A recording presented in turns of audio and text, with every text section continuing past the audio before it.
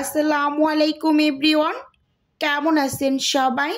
স্বর্ণাজ কিচেনে সবাইকে আরও একবার ওয়েলকাম করছি নতুন একটি রেসিপি দেখার জন্য। ঢেঁড়স দিয়েও যে এত মজার নাস্তা হয় আগে জানতাম না। চলুন তাহলে রেসিপিটা দেখে নিই। প্রথমেই এখানে আমি বেশ কিছু ঢেঁড়স নিয়ে নিয়েছি, আর ঢেঁড়সগুলোকে কিন্তু আমি খুব ভালোভাবে ধুয়ে নিয়েছি 2-3 বার পানি পাল্টে পাল্টে। এ পর্যায়ে আমি এখানে একটা টিস্যু পেপার নিয়ে নিয়েছি। টিস্যু পেপারে ঢেঁড়সগুলো মুড়িয়ে মুড়িয়ে আমি এখন গা থেকে পানিটা একটু মুছে নেব। এই নাস্তাটা তৈরি করার ক্ষেত্রে ঢেঁড়সের গায়ে যাতে কোনো রকমের পানি না থাকে সেদিকে একটু লক্ষ্য রাখতে হবে। সেজন্য আমি কিন্তু টিস্যু পেপার দিয়ে পানিটা একটু মুছে নিচ্ছি। এতে করে ঢেঁড়সটা একেবারে শুকনো, গায়ে কোনো পানি থাকবে না। এই যে এক এক করে কিন্তু আমি সবগুলো ঢেঁড়স মুছে নিয়েছি, দেখুন। এখন আমি প্লেটটাকেও একটু টিস্যু পেপার দিয়ে মুছে নিলাম। এখন শুকনো ঢেঁড়সগুলোকে আমি নিয়ে নিলাম, একেবারে শুকনো, দেখুন কোনো টাইপের পানি নেই। টিস্যুটা দিয়ে ভালোভাবে ক্লিন করে নিয়েছি পানিগুলো। এখন এখানে আমি একটা নাইফ নিয়ে নিয়েছি, ঢেঁড়সগুলোকে মাঝখান বরাবর কেটে নেব। এই যে কিভাবে করে কেটে নিচ্ছি একটু লক্ষ্য করুন, একেবারে ঠিক মাঝ বরাবর কেটে নিচ্ছি। একটা একটা করে কিন্তু সবগুলোকে আমি কেটে নিচ্ছি, দেখতেই পাচ্ছেন। ঢেঁড়স দিয়েও যে এত মজার নাস্তা হয় এটা আগে জানতাম না। তৈরি করে খাওয়ার পর বিশ্বাস করবেন না, ভীষণ ভীষণ ভালো লেগেছে। এখন এই যে কিভাবে কাজটা করে নিচ্ছি লক্ষ্য করুন। ঢেঁড়সের মাঝখানে আমি চাকু দিয়ে কেটে নিচ্ছি, আবার এ পাশ থেকেও 2-3টা ভাগে কেটে নিচ্ছি। একটু সাবধানে কেটে নিতে হবে।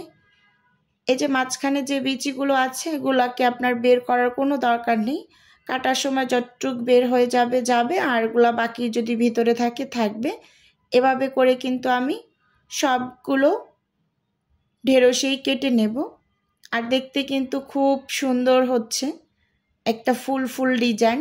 আমার কাছে এই ডিজাইনটা বেশ ভালো লেগেছে। এভাবে করে কিন্তু সবগুলোকেই আমি কেটে নেব।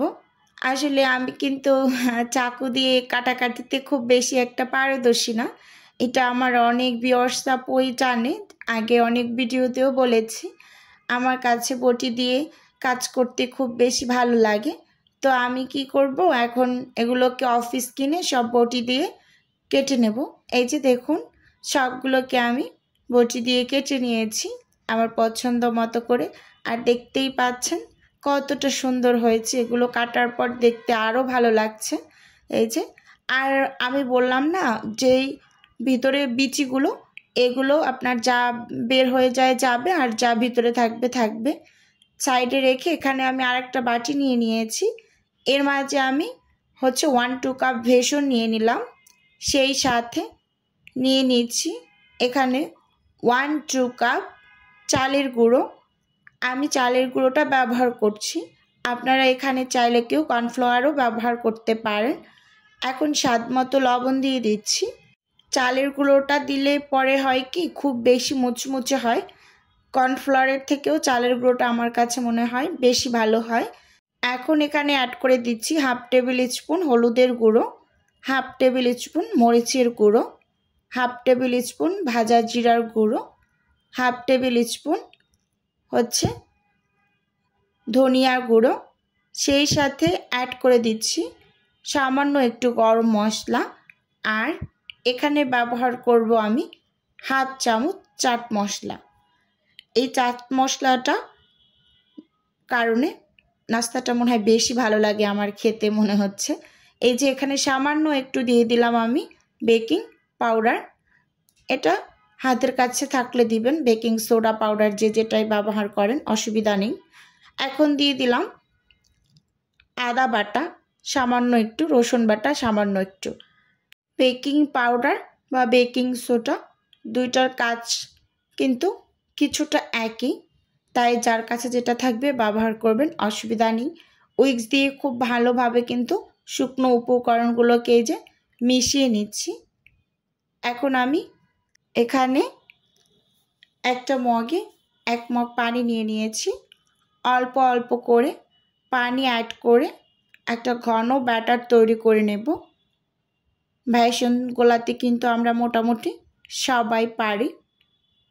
একটু লক্ষ্য করে দেখুন, আমি কিন্তু অল্প অল্প করে পানি অ্যাড করছি। একসাথে যদি আবার বেশি পরিমাণ পানি দিয়ে ফেলি, তখন যদি আবার বেসনের ব্যাটারটা খুব বেশি পাতলা হয়ে যায়, তখন আবার কিন্তু বেসন অ্যাড করতে হবে। তাই অল্প অল্প করে কিন্তু আমি পানি দিয়ে ব্যাটারটা রেডি করে নিচ্ছি। আসলে আমি ভিডিওতে যে মেজারমেন্টটা দেখিয়েছি, বেসন আর চালের গুঁড়ো দুটা কিন্তু সমান করে নিয়েছি। আপনারাও ঠিক এই একই কাজটি করবেন। এই দুটা সব সময় সম পরিমাণে ব্যবহার করবেন, তাহলে বেসনের থেকে যে একটা হালকা গন্ধ পাওয়া যায় ওটা একেবারেই থাকে না। এই যে আমি কিন্তু বেসনের ব্যাটারটা রেডি করে নিয়েছি, দেখে কিন্তু বুঝতে পারছেন একেবারে পারফেক্ট হয়েছে। এই যে চামচ দিয়ে ঘনত্বটা একটু দেখিয়ে দিচ্ছি। এই যে ঘন একটা ব্যাটার রেডি করে নিয়েছি। এই যে চাইলে কেউ এই ব্যাটারটা কিন্তু রেস্টে রেখে দিতে পারেন, কিন্তু আমি রেস্টে রাখবো না, নাস্তাগুলোকে ভেজে নেব।